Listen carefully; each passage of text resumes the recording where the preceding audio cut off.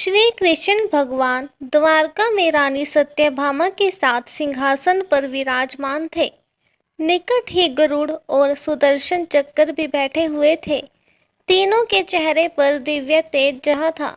बातों ही बातों में रानी सत्यभामा ने श्री कृष्ण से पूछा कि हे प्रभु, आपने त्रेता युग में राम के रूप में अवतार लिया था।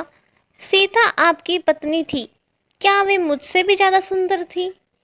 द्वारकाधीश समझ गए कि सत्यभामा को अपने रूप का अभिमान हो गया है।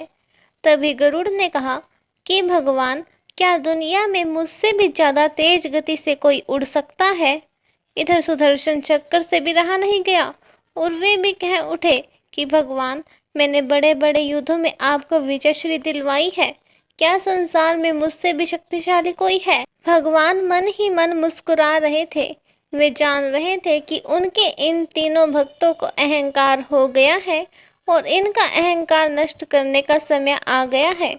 ऐसा सोचकर उन्होंने गरुड़ से कहा कि हे गरुड़, तुम हनुमान के पास जाओ और कहना कि भगवान राम माता सीता के साथ उनकी प्रतीक्षा कर रहे हैं। गरुड़ भगवान की आज्ञा लेकर हनुमान को लाने चले गए। इधर श्री कृष्ण ने सत्यभामा से कहा कि देवी, आप सीता के रूप में तैयार हो जाएं और स्वयं द्वारकाधीश ने राम का रूप धारण कर लिया। मधुसूदन ने सुदर्शन चक्र को आज्ञा देते हुए कहा कि तुम महल के प्रवेश द्वार पर पहरा दो और ध्यान रहे कि मेरी आज्ञा के बिना महल में कोई प्रवेश न करे। भगवान की आज्ञा पाकर चक्कर महल के प्रवेश द्वार पर तैनात हो गए। गरुड़ ने हनुमान के पास पहुंचकर कहा कि हे वानर श्रेष्ठ, भगवान राम माता सीता के साथ द्वारका में आपसे मिलने के लिए प्रतीक्षा कर रहे हैं। आप मेरे साथ चलें, मैं आपको अपनी पीठ पर बैठाकर शीघ्र ही वहां ले जाऊंगा।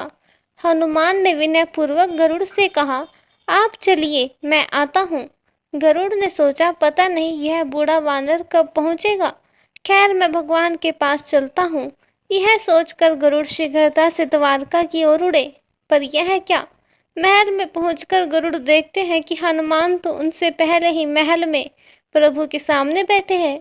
गरुड़ का सिर लज्जा से झुक गया। तभी श्री राम ने हनुमान से कहा कि पवन पुत्र, तुम बिना आज्ञा के महल में कैसे प्रवेश कर गए? क्या तुम्हें किसी ने प्रवेश द्वार पर रोका नहीं? हनुमान ने हाथ जोड़ते हुए सिर झुकाकर अपने मुंह से सुदर्शन चक्र को निकालकर प्रभु के सामने रख दिया। हनुमान ने कहा कि प्रभु, आपसे मिलने से मुझे इस चक्कर ने रोका था, इसलिए इसे मुंह में रख मैं आपसे मिलने आ गया। मुझे क्षमा करें। भगवान मन ही मन मुस्कुराने लगे। हनुमान ने हाथ जोड़ते हुए श्री राम से प्रश्न किया, हे प्रभु, आज आपने माता सीता के स्थान पर किस दासी को इतना सम्मान दे दिया कि वह आपके साथ सिंहासन पर विराजमान है? अब रानी सत्यभामा का अहंकार भंग होने की बारी थी। उन्हें सुंदरता का अहंकार था जो पल भर में चूर हो गया। रानी सत्यभामा, सुदर्शन चक्र व गरुड़ जी, तीनों का गर्व चूर चूर हो गया था। वे भगवान की लीला समझ रहे थे। तीनों की आंखों से आंसू बहने लगे और वे भगवान के चरणों में झुक गए। अद्भुत लीला है प्रभु की। अपने भक्तों के अहंकार को अपने भक्त द्वारा ही दूर किया उन्होंने। कहानी का सार, जीवन में कभी भी अहंकार नहीं करना चाहिए। जरूरी नहीं है कि आज जो आपके पास है वह कल भी होगा। अपने अंदर जरा से भी अगर अहंकार आने लगे तो स्वयं ठाकुर जी हमसे दूर हो जाते हैं। ठाकुर जी को निस्वार्थ भक्तों की ही जरूरत होती है, अहंकारी की नहीं। दोस्तों, ऐसे ही और कहानियों को सुनने के लिए हमारे channel the quest of spirit से जुड़े रहिए। धन्यवाद।